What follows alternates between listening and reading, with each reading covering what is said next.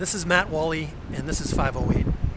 I'm Mike Benedetti. Also on the show today is Brendan Malikan. Thanks for having me back, Mike. How are you doing? Fantastic. So this is 508, Worcester's Libertarian Voice. We're right now in our every other summer project of talking to all the city council candidates. Matt is running at large. I am. For city council. We are in this windswept, I'm going to call this Mechanics Plaza. This is Mechanics Street, and here's the Foothills Theater. And you may remember a long time ago this was an open area, but now it's like punched through all the way back to a new street.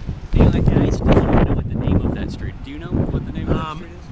Mercantile? Okay, so was Mercantile always there, or that's parts? I think it was in the back in the Before the 1850s. mall. Okay, yeah. So this is why I think this is so cool. Why I wanted to come down here, though. I mean, this is essentially a block of the city that didn't exist for the first 36 years of my life, and it's weird having this big a space just kind of come into existence in your life when it doesn't really happen every day in a city. That's right. So yeah, this is one of the many new views of Worcester that have been emerging as different streets and things have been punched through City Square. This is actually a nice plaza. Yeah, I mean, that would, if you remember the last version of the mall, back over where that crane would be, that's around where the Sports Authority was. There it is. All right, well, Matt, let's ask you some questions about running for city council. Because there are so many things to talk about Worcester this week, but we're not going to talk about them. We're going to focus on city council race, and we're going to focus on the questions that we've been asking everybody about some of the issues. First question, straightforward question, why are you running for city council? I'm running because I think the city needs the right people on the council who can bring a vision and focus to ensure the city is meeting its potential. Okay. And how have you been active in Worcester up until now?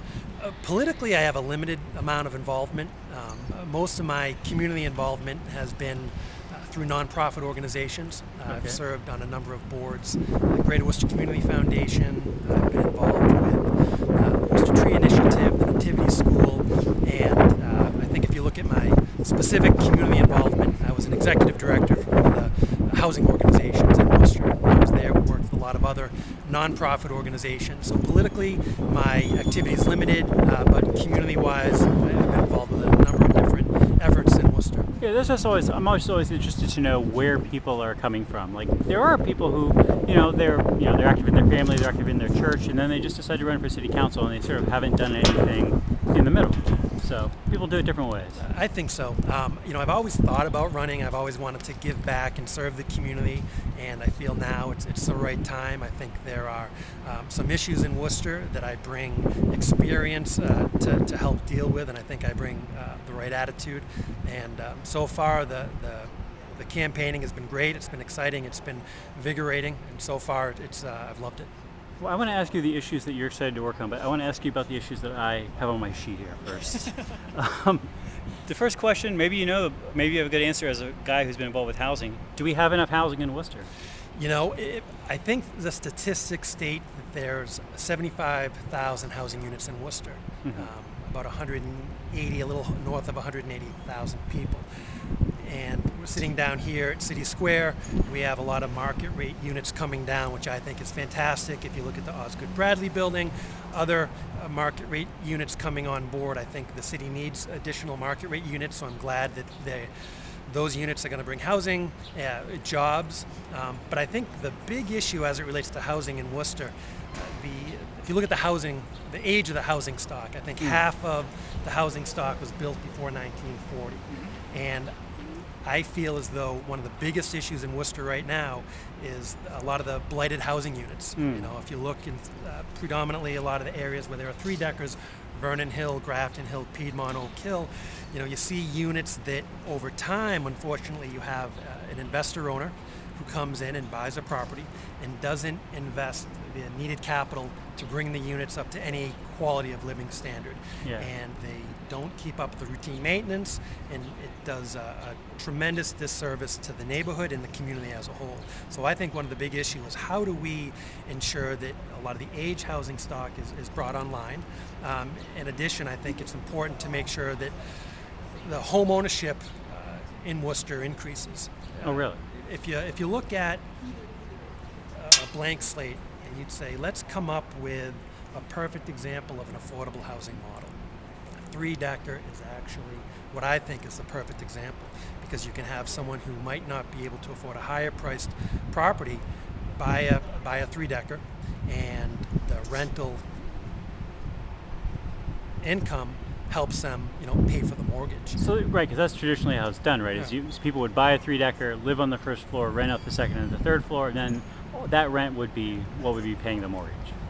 So I think in Worcester it's important, how can we connect individuals who are ready to buy a home, individuals who want to buy a home, to a lot of the housing stock where, and I want to make sure I'm clear, absentee landlords are buying properties, not putting in the investment, and causing erosion in neighborhoods. Is this stuff that the city council can have an impact on? I think they can. If you look a few years ago, the City of Worcester had the Buy Worcester Now program, and from what I hear, it's still in existence, although I don't think it's as active or marketed as much as it previously was. So I think that's a role the City Council can play, advocating for a program like that. In addition, I think there can always be more enforcement regarding absentee landlords. I think the code department is one of the strongest departments in the city, but it comes down to resources, and a lot of it is the legal issues. There's only so much that the city can do in regards to dealing with absentee landlords that are running those properties in squalor.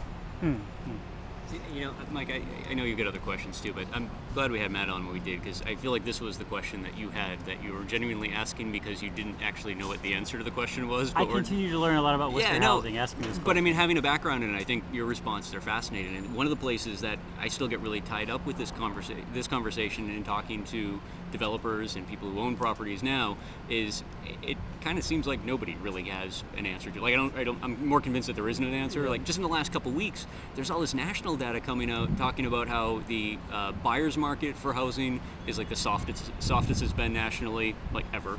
You have to almost go back to like World War II to find a better market for home ownership. The rental side is like the most crunched area, but then you talk to owners and developers in Worcester and they tell the exact opposite story. And I think a lot of it, though, goes back to what you were saying about the quality of the stock. But that brings in a whole other set of complications where if our values are low because we're not a really attractive market, how do you convince somebody to come in, buy those three-deckers that need the work and deserve to be brought back to life? Yeah. Because under that vinyl siding is amazing architecture that we need to bring back.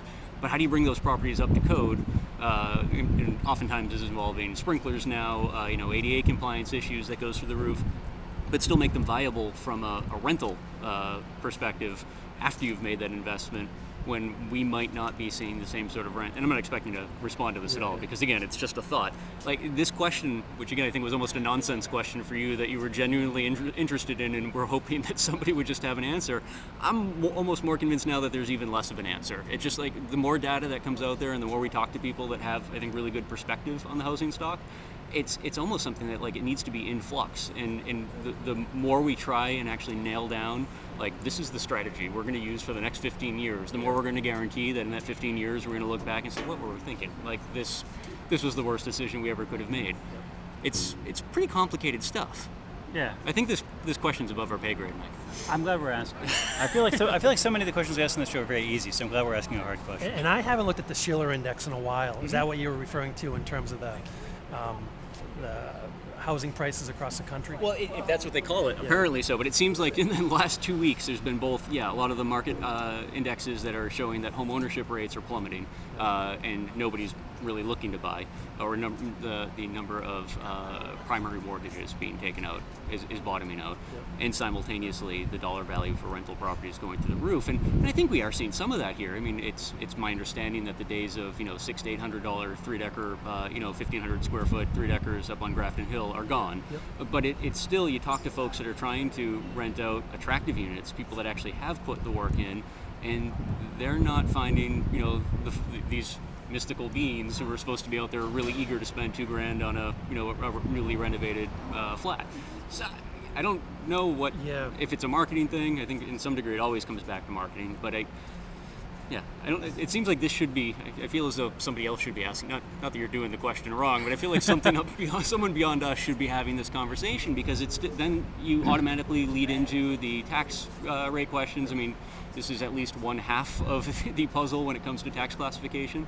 We're probably not maximizing the revenue stream on that front because we internally can't answer this question. There's a lot of stuff going on there that it's kind of the future of the city in a large capacity. You're right. When I was in grad school, I bought a 3-decker in Worcester, right on Lincoln Street, and I still own it today.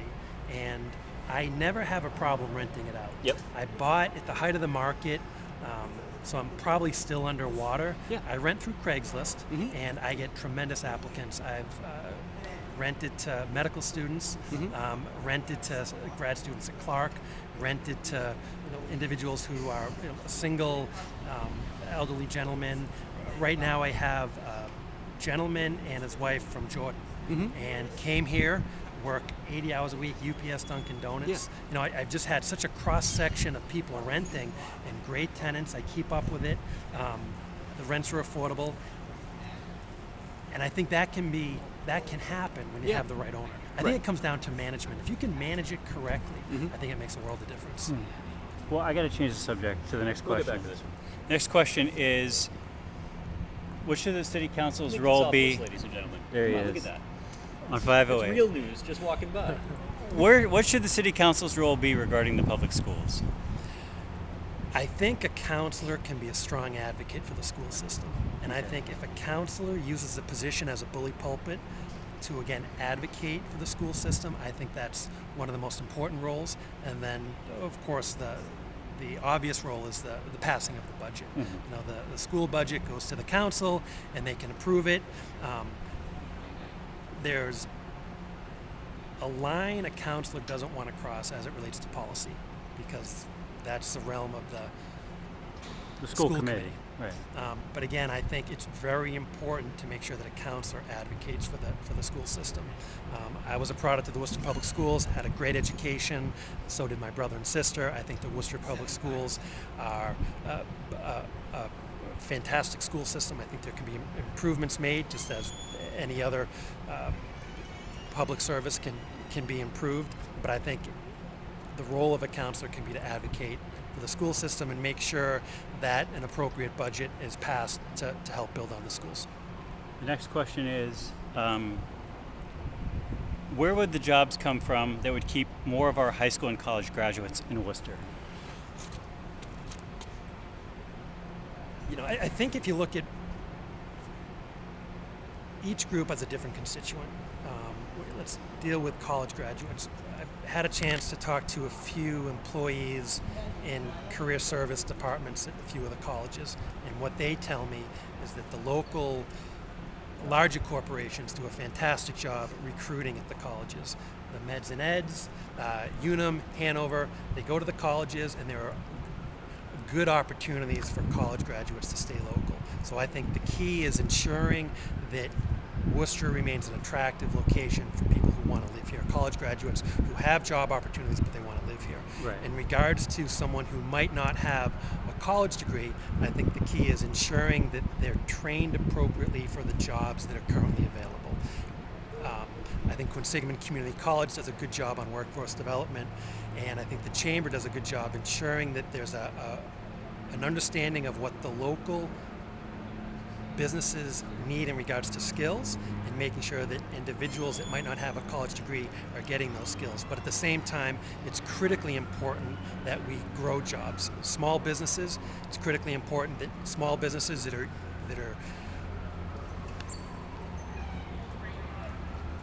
in existence because of all the Meds and Eds are growing, and in addition, new businesses are coming into the city of Worcester. I think it's important to make sure that the city is a welcome environment for private businesses who want to invest their capital. And I think from a city council perspective, of course, the tax rate is a big issue. Right. So what kinds of things would you like to see the council do as far as, like you said, making it a place that a college grad wants to live at, or a place that somebody who's maybe not a college grad can find a place to work? I think that, and we'll deal with college graduates, a lot of college graduates graduate from Worcester, Holy Cross, Assumption, Worcester State, and they go to Boston, New York, because Boston and New York are hip urban spots. Right. I think as long as, if Worcester can continue with a lot of the entertainment venues. I was reading an article in a magazine the other day, and they said, an urban area is hip when they have bread and beer. And if you look at Worcester, Bird Street Bread Company, Crust, you look at Wormtown Brewery, you look at Amesbury Abbey, and I think when you go to those places, you go to Amesbury Abbey at 5 o'clock on a Wednesday, it's packed. You have students from the pharmacy school, students from other colleges, so I think as long as Worcester's a welcome environment for people who are graduating and want to stay, and part of that is housing. Okay. And again, I think it's important to make sure that Worcester's doing enough to grow small businesses and attract small businesses into the city. Okay. Does the council have a role to play in that? I do. I think the tax rate, the decision on the tax rate is important, making sure that businesses want to stay here. And it's a tough decision every year. You want to make it equitable. You don't want to hurt the homeowner. You don't want to come out with a tax rate that hurts the homeowner, but at the same time you want to make it equitable for a business who might be hurt by the tax rate, specifically small businesses, because we're seeing their costs, healthcare costs increase, compliance costs increase. So I think it's a decision that every year you have to make sure that you're making an equitable and fair decision. But I also think what a city councilor needs to do is encourage and direct the city manager to make sure that his economic development department is ensuring that they have enough programs to make sure current businesses are growing. And I think if you look at the chamber, what they're doing for recruit, retain, and incubate, and I know the city is very involved with the chamber on those efforts, I think the city needs to leverage the resources of what's existing. Kevin O'Sullivan and MBI, they're doing a great job growing the biomedical industry in Worcester. So how can the city of Worcester work to assist those types of organizations that are growing private businesses? One of the things I always find interesting is that it seems like people sometimes view economic development, especially when it comes to business retention or development, as like an all or nothing sort of thing. Like, we'll focus for a while on local economy of scale sort of thing, and then a big player from the outside will maybe be coming into Shrewsbury, or we'll get wind that they're looking at the area and everyone gets excited. Well, how do we get them to Worcester? Why are we not getting those businesses? And I guess my point is that if you think about it, all businesses are local to somewhere. Like Walmart started somewhere, right? Like in a small town, and then spread across the entire world. In your mind, again, acknowledging out of the gate, it's not an all or nothing sort of thing. Should we be putting more focus on developing local economy of scale, or should we be putting the majority of focus on bringing in those big players that we know, like, great, here's 1,000 jobs that we know we can give to a combination of high school students and highly trained individuals. We bring people in, or is it like the long con sort of thing where we should be developing our local economy so that maybe we could be in the export game of actually sending business elsewhere that we started here? I guess, and ultimately my point is, I feel like one of the things we're missing around here is that it's not like Boston's being mean to us, right? And like people are just going to Boston. That's part of capitalism, is consolidation. And Boston has consolidated the majority of the New England or Northeast region, even kind of encroaching on New York's territory in terms of pulling its economy inward.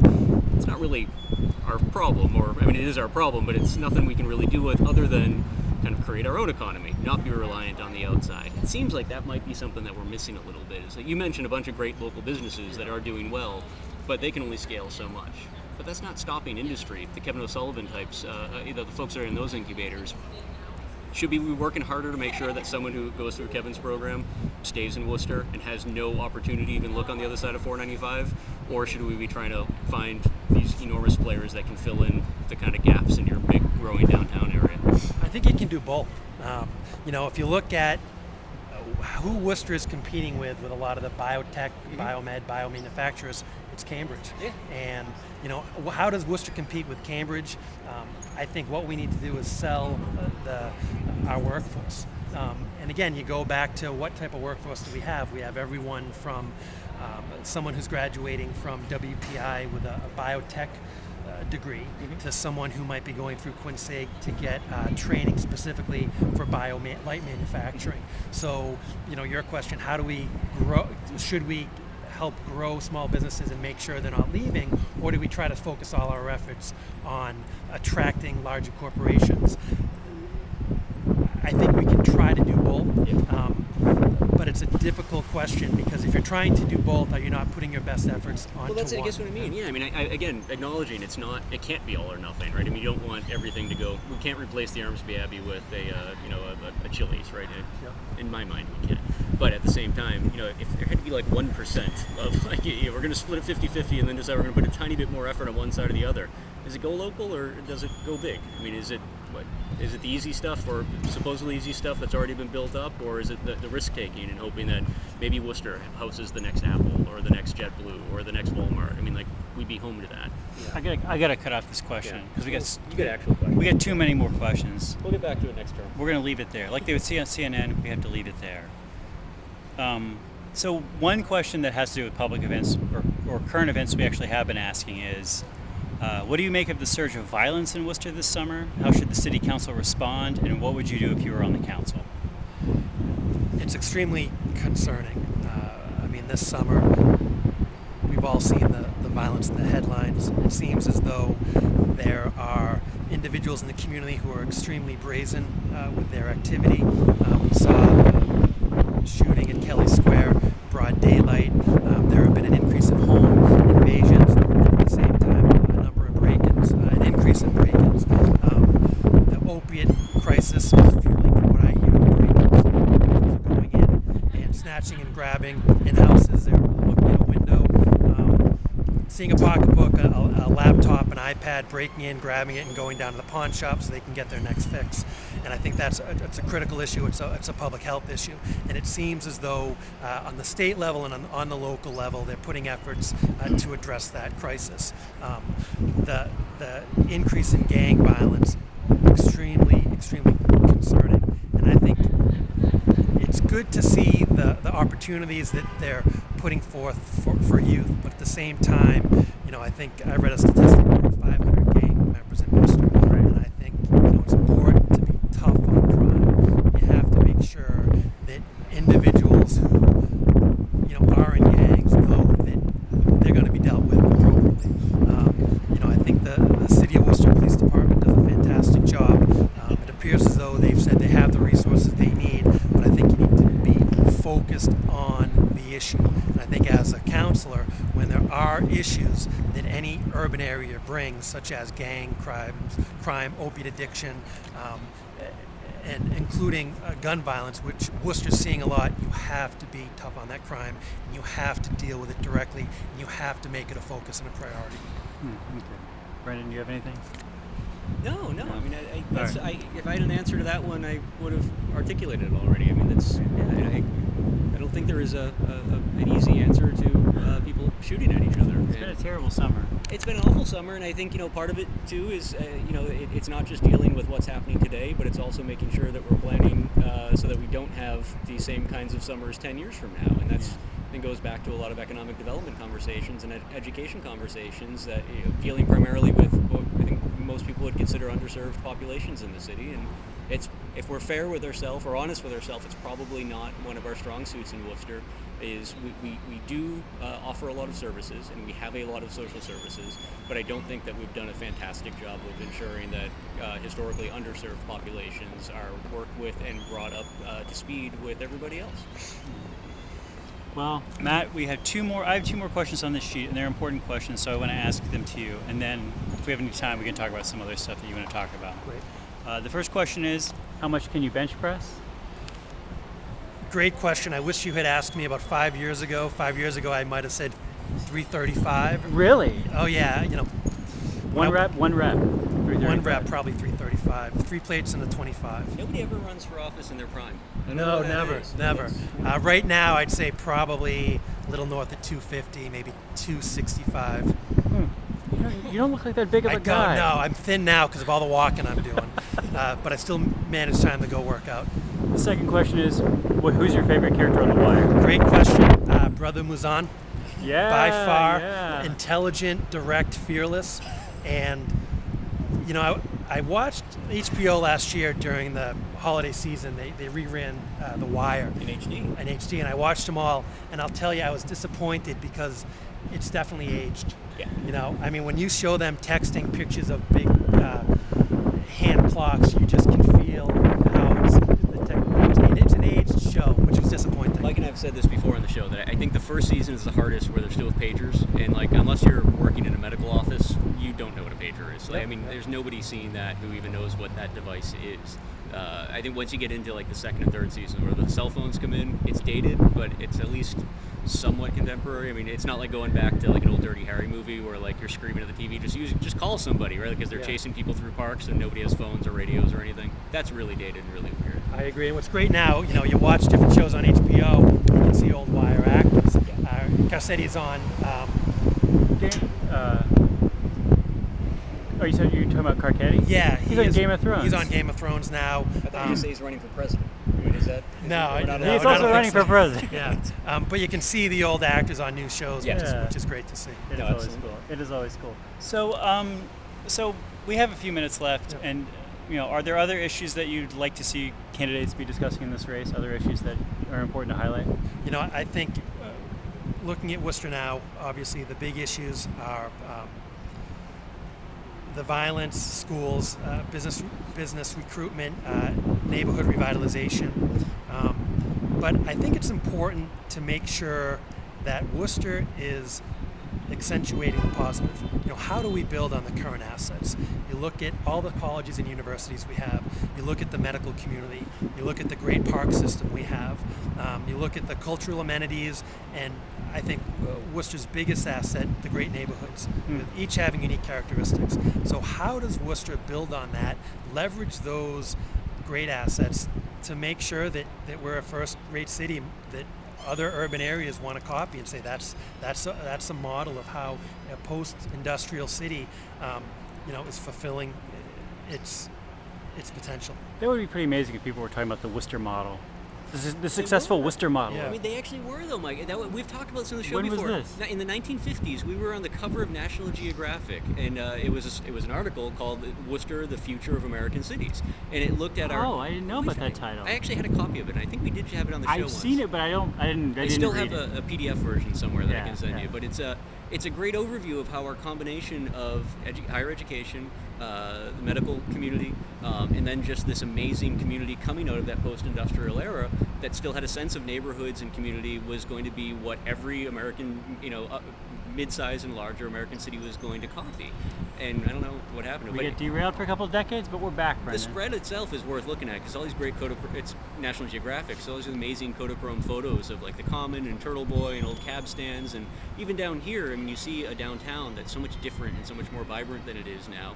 And it does seem like we lost maybe have lost our way a little bit sometime in the 70s or 80s, but I mean the framework's still there, and I mean, and if we're honest with ourselves, the majority of the people are still here too. We haven't had that much churn. It can't be that hard to get back to that. But yeah, we already were that city that the entire country was looking at least the National Geographic reading audience, saying, hey, that's what we want to be like.